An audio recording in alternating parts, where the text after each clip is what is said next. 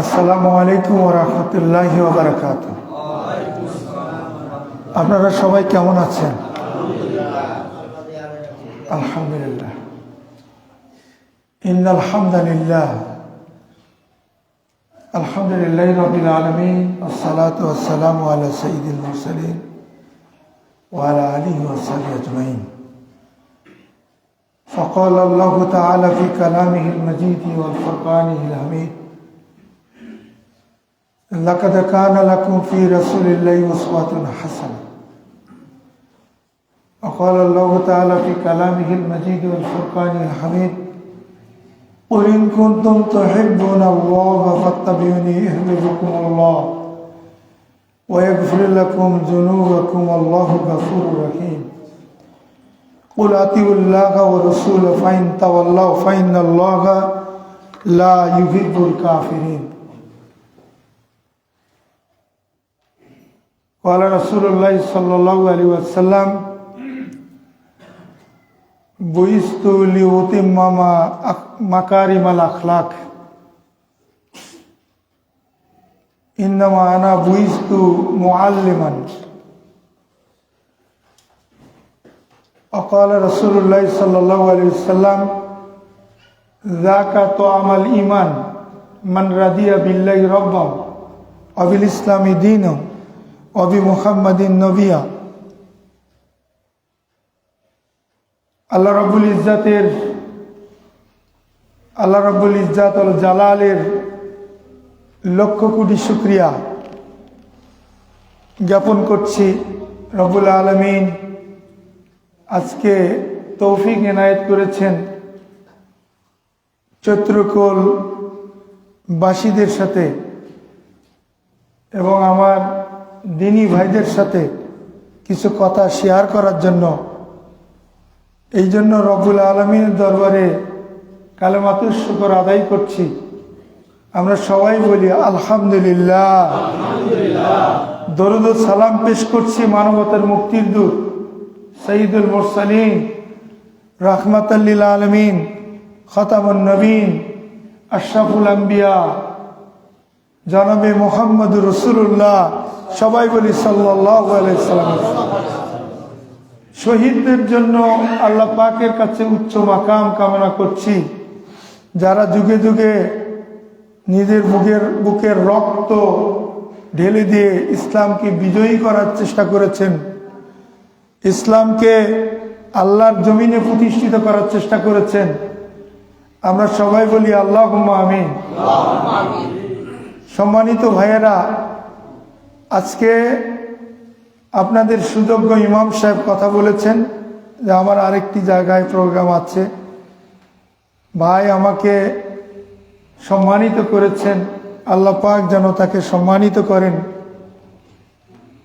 হাফেজে কোরআন মাওলানা আমার প্রিয় ভাই রজব আলী ভাই খুব সুন্দর করে কোরআনের তাফসীর করেন, ব্যাখ্যা করেন।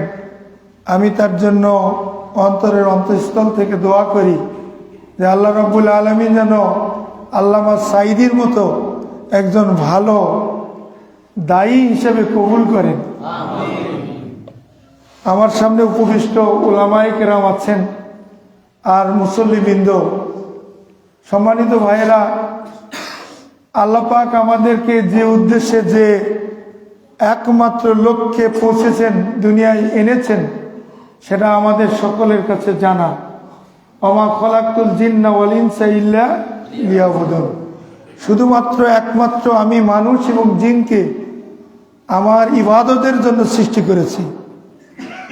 আর এই ইবাদতের কনসেপ্টটা আমাদের কাছে ক্লিয়ার না। আল্লাহ পাকের বিধান অনুযায়ী এবং রসুলের সুন্নাহ অনুযায়ী কাজটি করলে সেটা ইবাদত হবে। এর বাইরে কেউ যদি করতে যায় সেটা বিদআত হবে, সেটা শিরক হতে পারে। সুতরাং আল্লাহর বিধান অনুযায়ী এবং রসুলের সুন্নাহ অনুযায়ী কাজটি হতে হবে। এই জন্য আল্লাহ রাব্বুল আলামিন আমাদেরকে বললেন যে তোমাদের জন্য তোমাদের জীবনে রয়েছে সর্বোত্তম আদর্শ হচ্ছে মুহাম্মদ রাসূলুল্লাহ সাল্লাল্লাহু আলাইহি সাল্লাম। তাহলে আদর্শ আমরা কোথায় নিব ভাই? রাসূল সাল্লাল্লাহু আলাইহি সাল্লামের কাছ থেকে। অন্য জায়গায় আদর্শ খুঁজলে কি পাওয়া যাবে? ইবাদত হবে? হবে না। এই জন্য এই কথাটা আল্লাহ পাক পরিষ্কার করে দিলেন যে তোমাদের জন্য একমাত্র আদর্শ মুহাম্মদ রাসূলুল্লাহ সাল্লাল্লাহু আলাইহি সাল্লাম। এই জায়গায় আমরা ভুল করি, অমুকের আদর্শ, তমুকের আদর্শ, লেনিনের আদর্শ, কার্ল মার্কসের আদর্শ। আর আমাদের মুসলমান হয়ে আমরা কি করি? আমরা বিভিন্ন নেতার আদর্শ ধারণ করি। তাহলে মুসলমান হিসেবে আমরা পরিচয় দিতে পারি? আমাদের ইবাদত কবুল হবে? আল্লাহর কাছে কি আমরা রসুলের উম্মত হিসেবে দাঁড়াতে পারবো কিয়ামতের দিনে? পারবো না। আল্লাহ রসুল আমাদেরকে কি আমাদের জন্য সুপারিশ করবেন? দুনিয়ায় আমরা রসুলের আদর্শ ধরলাম না, অন্যের আদর্শ নিয়ে ঘুরলাম, আর কিয়ামতের দিনে নবীর কাতারে দাঁড়াবো, সেটা কি আল্লাহ আমাদের করতে দিবেন? দিবেন না। একটি কাতারে তো জান্নাতে যাবে, মা আনা আলাইহি ওয়া আসহাবি, আমার যারা অনুসরণ করবে, আমার সাহাবীদের অনুসরণ করবে, ওরাই সঠিক পথে থাকবে, ওরাই কিয়ামতের দিনে আমার সেই কাতারে থাকবে। সম্মানিত ভাইয়েরা, মানে কথা যদি আমরা খুব সহজ করে নেই তাহলে এটাই আমাদের গ্রহণযোগ্য হবে।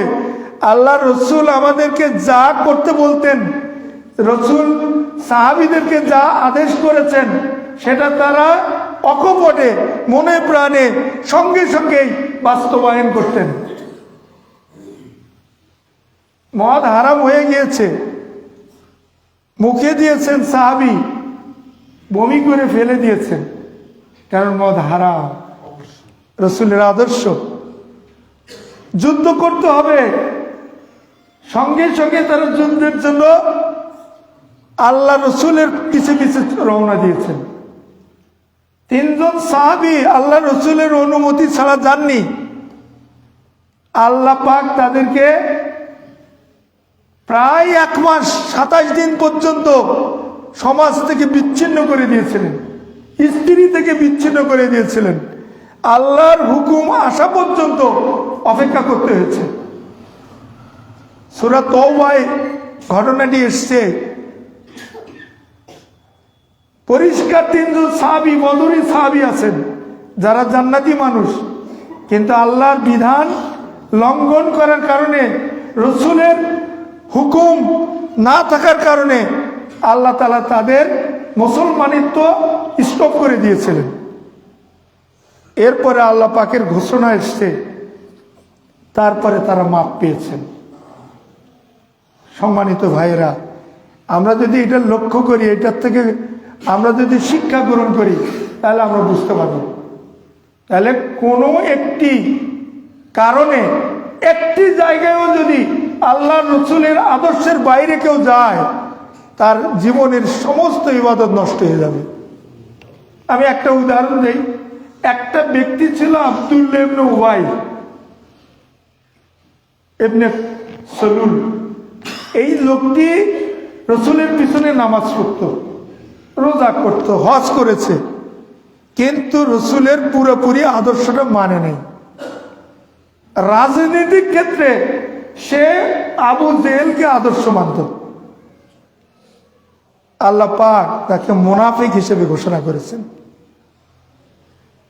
তার মৃত্যু হয়ে গেল। তার ছেলে ছিল খাঁটি ইমানদার। আল্লাহ রসুলকে বললেন যে রাসূলুল্লাহ, আমার তো বাবা, আপনার জামা মোবারক দেন, আমার বাবার কাফনের কাপড় হিসেবে আমি এটা নেব। দিলেন। আল্লাহ রসুল দয়ার নবী রাহমাতাল লিল আলামিন নিজের জামাটা দিয়ে দিলেন। জানাজায় যাবেন, হযরত ওমর রাদিয়াল্লাহু হাত ধরলেন, বললেন, ইয়া রাসূলুল্লাহ, আপনি জানাজায় যাবেন না, তো মুনাফিক। মানে সে তো নামাজ পড়তো, রোজা করত, কিভাবে আমি না যাই? হজ করেছে।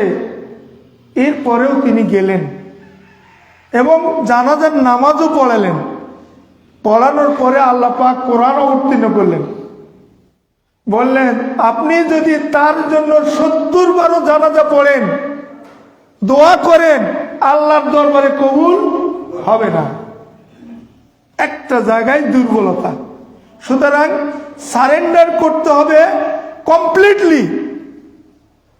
আল্লাহ পাক আমাদেরকে পরিষ্কার বলেছেন, ইয়া আইয়ুহাল্লাযীনা আমানু দুখুলু ফিস সিলমি কাফা, তোমরা পরিপূর্ণভাবে ইসলামের মধ্যে দাখিল হয়ে যাও। নামাজ মানি, রোজা মানি না, রোজা মানি, হজ মানি না, হজ মানি আল্লাহর জমিনে আল্লাহর দিন প্রতিষ্ঠার যে সংগ্রাম, যেটা ফরজ, সবচেয়ে বড় ফরজ, সেটা করি না।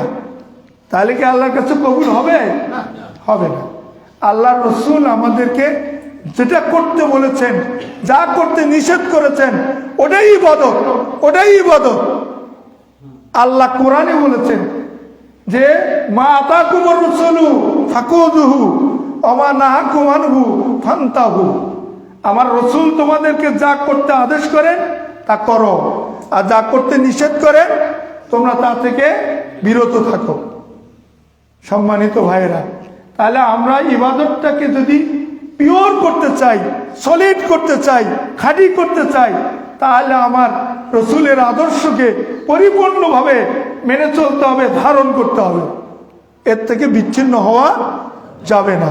খালি ভালো ভালোগুলো ইবাদত হিসেবে নেবেন, তসবিহ তাহলিল এবং জিলাপি খাওয়া, মিষ্টি খাওয়া, এগুলো কি সুন্নত হিসেবে নেবেন, কিন্তু আল্লাহর জমিনে রক্ত দেওয়া এটা কি সুন্নত নেবেন না?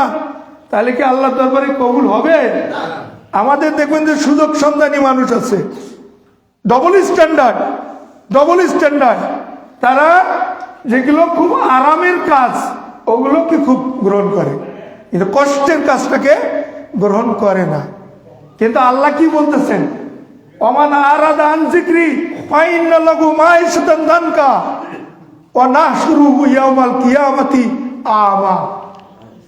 সূরা তোহার 124, 25, 26 নম্বরে আল্লাহ বললেন যে কোরআন এবং হাদিসের সমস্ত আদেশ নিষেধগুলো মেনে চলবে না, দুনিয়ার জীবনটা হবে তার জন্য সংকীর্ণ। দুনিয়ার জীবনে সে বেইজ্জতি হবে, লাঞ্ছিত হবে, অপমানিত হবে, তার জীবনটা সংকুচিত হবে। আর কিয়ামতের দিনে আমি তাকে অন্ধ করে উঠাবো। ক্বালা রাব্বি লিমা হাসারতানি আমা ওয়া কাদ কুনতু বাসীরা। রব্বুল আলামিন, আপনি আমাকে কেন অন্ধ করে উঠালেন? আমি তো দুনিয়ায় চক্ষুষ্মান ছিলাম, আমার তো চোখ ছিল। তখন আল্লাহ বলবেন যে তুমি আমার আয়াতগুলো কাযালিকা আতাতকা আয়াতুনা ফানাসিতাহা, আমার আয়াতগুলো তোমার কাছে গিয়েছিল, আমার নবীর আদর্শ তোমার কাছে গিয়েছিল, এগুলো তুমি ভুলে গিয়েছিলে, গ্রহণ করো নাই। কাযালিকাল ইয়াওমা তুনসা, আজকে তোমাকেও আমি ভুলে গেলাম। আমাকে ভুলে গিয়েছ, আমার রসুলের আদর্শ তুমি ভুলে গিয়েছ, আজকে তোমাকেও ভুলে গেলাম।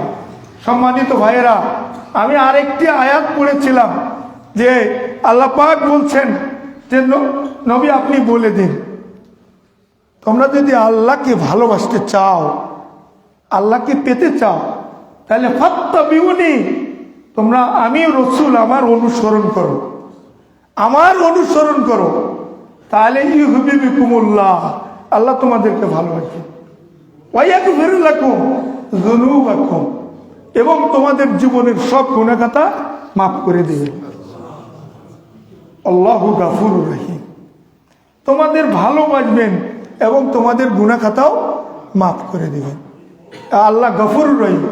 কিন্তু ফাইন তাওয়াল্লাউ ফাইনাল্লাহা লা ইউহিব্বুল কাফিরিন, আল্লাহ আবার পাশাপাশি এই কথাটাও বললেন, তোমরা যদি আমার রসুলের অনুসরণ থেকে, আদর্শ থেকে বিচ্যুত হও, তাহলে আল্লাহ রাব্বুল আলামিন তাদেরকে কাফের ঘোষণা করলেন এবং বললেন এই কাফেরদেরকে আল্লাহ তাআলা মোটেই ভালোবাসেন না, মোটেই ভালোবাসেন না।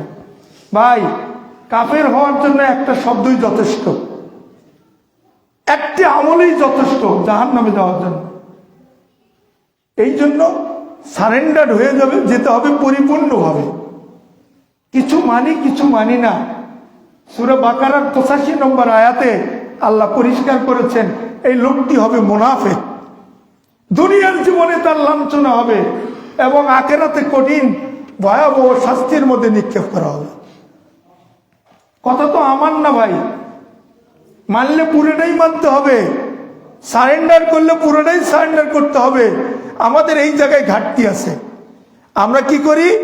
আরামের কাজগুলো করতে চাই, কষ্টের কাজ করতে চাই না। একটা যদি চাকর, সে যদি মালিকের কিছু কিছু কাজ করবে আর কিছু কিছু আদেশ অমান্য করে, ওই মালিক তো তাকে রাখার কথা না, করলে পুরোটাই মানতে হবে। আনি বুদুনি হাজা সিরাতুল মুস্তাকিম, তোমরা আমার ইবাদত করো, এটাই হচ্ছে সিরাতুল মুস্তাকিম। ফালিয়াবুদু রাব্ব হাযাল বাইত, আল্লাহ বললেন এই ঘরের মালিকের ইবাদত কর। আল্লাযী আত'আমাহুম মিন জু ওয়া আমানাহুম মিন খাউফ, তোমাদের ক্ষুধার সময় খাদ্য দিবেন এবং ভীতির সময় নিরাপত্তা দান করবেন। আজকে আমরা ভীতিমুক্ত নাই ভাই। আমরা কি কথা বলার কোনো সমস্যা আছে এখন? বলেন। আমরা যে 16টি বছর নির্যাতিত হলাম, নিষ্পেষিত হলাম, জুলুমের শিকার হলাম, আমার সবচেয়ে দুঃখ লাগে বাংলাদেশের আমি একজন সচেতন নাগরিক হিসেবে 3টা পরিবারের মধ্যে এই 53 বছর অতিবাহিত হলো। 3টা পরিবার, মুজিব পরিবার, জিয়া পরিবার আর এরশাদ পরিবার। 53 বছরে মানুষের ভাগ্যের কোনো উন্নতি হয়নি। মানুষ দুঃখী, মানুষ ওই অবস্থায় আছে। আমাদেরকে সিদ্ধান্ত দিতে হবে যে আমরা ইসলামের পক্ষে থাকবো না আমরা মুনাফিকি করব। কিছু মানবো কিছু মানবো না। আল্লাহ তো পরিষ্কার করে দিয়েছেন যে কিছু মানবা কিছু মানবা না, তাহলে সে মুনাফিক। আর মুনাফিকদের স্থান ইন্নাল মুনাফিকিনা ফি দারকিল আসফালি মিনান নার, মুনাফিকদের স্থান দোজখের সর্বনিম্ন স্তরে। ভাইয়েরা আমার, মুনাফিকেরা প্রথম মিথ্যা কথা বলবে, আমানতের খেয়ানত করবে এবং কথা দিয়ে কথা রাখবে না। চিহ্ন আপনি দেখেন, ওরা কিন্তু কথা দিয়ে কথা রাখে না, আমানতের খেয়ানত করে। নিজেরা নেতা নেত্রীরা আঙ্গুল ফুলে কলা গাছ হয়, আঙ্গুল ফুলে কলা গাছ, হাজার হাজার কোটি টাকার মালিক। এখন তো সব বেরিয়ে আসতেছে কে কাটছে চ্যাম্পিয়ন। এই জন্য জনগণকে সিদ্ধান্ত নিতে হবে। আপনারা যদি ন্যায়ের পক্ষে থাকেন, আদর্শের পক্ষে থাকেন, ইসলামের পক্ষে থাকেন, আল্লাহ রসুলের আদর্শের পক্ষে থাকেন, তাহলেই সেখানে একটা শান্তি প্রতিষ্ঠিত হবে এবং মানুষ অধিকার ফিরে পাবে। তাছাড়া অধিকার পাবে না। আমাদেরকে সিদ্ধান্ত নিতে হবে। সম্মানিত ভাইয়েরা, আমরা নিয়ত করি ইনশাআল্লাহ যে আমরা ইসলামের সাথে আছি, ইসলামের সাথে থাকব, ইসলাম নিয়ে বাঁচতে চাই, ইসলাম নিয়ে মরতে চাই। আপনারা রাজি আছেন ভাই? ইনশাআল্লাহ। এটা তো কোনো রাজনৈতিক কথা না। আমরা মুসলমান, মুসলমান ইসলাম ছাড়া অন্য কিছু মানতে পারে না। আল্লাহ পাক আমাদের সকলের হাতকে কবুল করে নিন, আমিন। ও আখির দাওয়ানা আনিল হামদুলিল্লাহি রাব্বিল আলামিন। আসসালামু আলাইকুম ওয়া রাহমাতুল্লাহি ওয়া বারাকাতুহু। আমি আপনাদের মাঝ থেকে একটু চলে যাচ্ছি, আমার একটা মসজিদ উদ্বোধন মালার ঘর, সেখানে আমার যেতে হবে।